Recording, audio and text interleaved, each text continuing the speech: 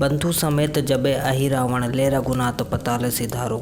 देव ही पूजी भली विधि सो बलि देव सबे मिली मंत्र विचारो। जाय सहाय भये तब ही अहि रावण सैन्य समेत सहारो।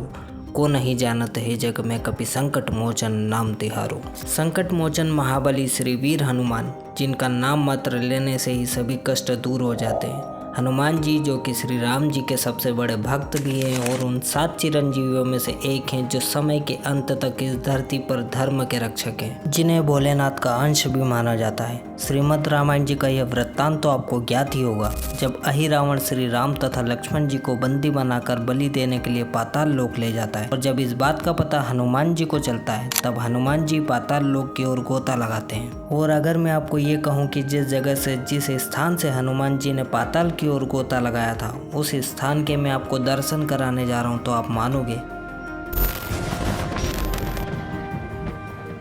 हनुमान जी से जुड़ी ऐसी कई कहानियां हैं जिनके बारे में ज़्यादातर लोग नहीं जानते। श्रीमद् रामायण की कथा में बहुत से पात्रों को हम सभी जानते हैं, लेकिन एक ऐसा पात्र भी है जिसके बारे में ज़्यादातर वर्णन नहीं है।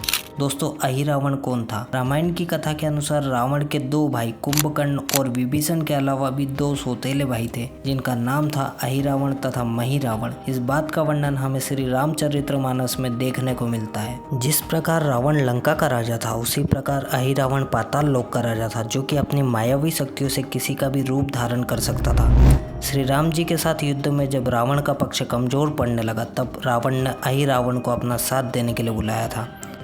अहि रावण ने रामायण के युद्ध के दौरान एक षड्यंत्र रचा और रात के समय जब पूरे वानर सेना सो रही थी, जब अहि रावण ने अपनी मायावी शक्तियों से विभीषण का रूप धारण कर लिया, जिसके बाद हनुमान जी ने विभीषण को कुटिया के अंदर जाने दिया।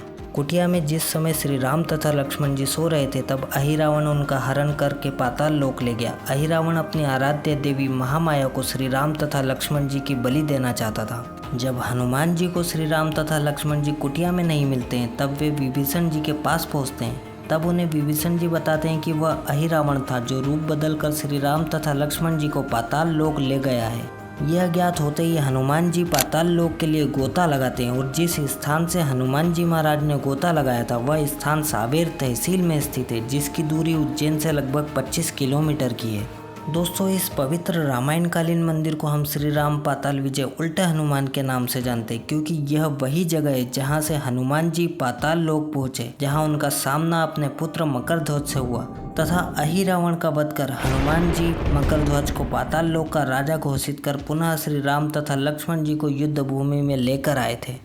यहाँ इस मंदिर में आपको श्री राम लक्ष्मण जानकी तथा हनुमान जी के उल्टे स्वरूप के दर्शन करने का सौभाग्य प्राप्त होता है, क्योंकि पाताल की ओर जाते समय हनुमान जी का सर जमीन की ओर तथा पैर ऊपर की ओर थे, इसलिए यहाँ हनुमान जी के उल्टे स्वरूप की पूजा की जाती है। मंदिर परिसर में आपको पीपल, नीम, पारिजात, तुलसी तथा बरगद के पेड़ देखने को मिलेंगे। पुराणों के अनुसार पारिजात वृक्ष में हनुमान जी का वास रहता है।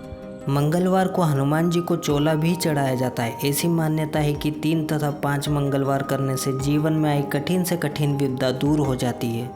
तो यह थी हनुमान जी तथा रामायण से जुड़ी कहानी, जिससे ज़्यादातर लोग आज भी अनजान हैं। अगर आप भी रामायण से जुड़ित वृत्तांत जानते हैं तो ज़रूर बताइएगा कि हनुमान जी श्री राम जी तथा लक्ष्मण जी को पाताल से लेकर पुनः किस स्थान से धरती पर लौटे थे। और इसी तरीके के मिस्टीरियस वीडियोस के लिए भूतनाथ डायरीज को सब्सक्राइब करना ना भूलें एंड अपने फ्रेंड्स एंड फैमिली के साथ वीडियो जरूर शेयर करें। हर हर महादेव।